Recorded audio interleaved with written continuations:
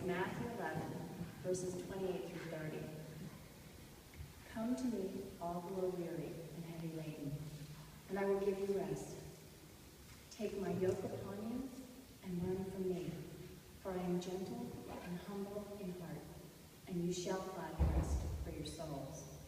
For my yoke is easy and my load is light.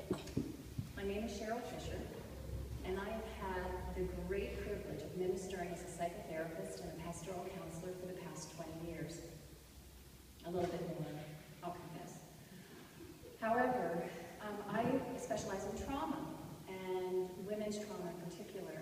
So I have sat many times with women who are survivors of abuse and domestic violence and sexual assault. I've sat with women who have grieved the death of unborn and newborn children. There's been a lot of pain and suffering in my office, and I really thought that I had experienced it all, but not so much. A few years ago, I decided to return back to school and earn my doctorate degree. And about the time when I was supposed to pick a topic to conduct my research, I decided I wanted to examine what it was like to be a woman under the age of 30 who was living with stage 4 metastatic breast cancer. Well, that didn't come up overnight over a cup of coffee. I have been co-facilitating a group for women with metastatic breast cancer, and I had observed that one of the women, the youngest woman, who was approximately 30, seemed to suffer more spiritually, emotionally, physically, psychologically, and financially, more so than the older members of the group. So I went to my committee, who were thrilled with my topic, which we entitled Spirituality and Meaning-Making in Premenopausal Women Diagnosed with Stage 4 Metastatic Breast Cancer. And I'll say that 3 times real quick. So my research design was approved by the institutional review boards of both Loyola University and Anne Arundel Medical Center. I canvassed oncology offices, cancer centers, support groups, still no participants. I even went on a website specifically designed for women with breast cancer and created a blog, but no luck. So a few months later, I received an invitation for brunch, or lunch, from an oncology social worker friend of mine. And over yogurt, she asked me, "So, Cheryl, what's in it for these women?" Well, I thought, participating in my research and helping me with my dissertation, was that not enough? To which she continued, "Okay, so I'm a woman who's been given a life expectancy of 2 to 5 years. Why would I want to spend my precious time with you?" Well, I gulped back my pride and the rest of my yogurt and headed back to the blog, to which I wrote, "Researcher wants to know, how do you do it? How do you manage work, relationships, changes to your body, and metastatic breast cancer? What helps? What hurts? What do you want people to know? I am here, and I am listening." Well, within 24 hours, I did receive a message, and it was from a woman who had just published a book about her experiences of living with metastatic breast cancer.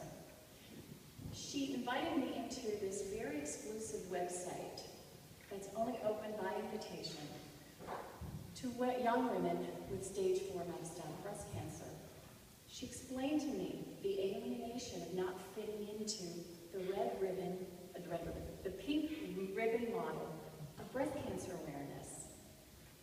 She informed me she and her colleagues were the 30% who will not survive. And she said, and I quote, "It is like having leprosy, and that pink ribbon is like a noose killing me." After interviewing her, several other women came forth with their stories. And the stories I heard were about how their bodies had been mutilated and scarred by the treatments, and how they had been catapulted into early menopause. Stories about how they tried to figure out what was feminine, what is beautiful. They talked about their fears. Fear of not seeing their children start school. Fear of not seeing their children get married. But mostly the fear of being forgotten. But among the fears and the tears, there was also this sense of knowing. reconstruction and restoration, there was a transformative experience. Priorities were changed. Friendships were reevaluated. And life was being lived moment to moment.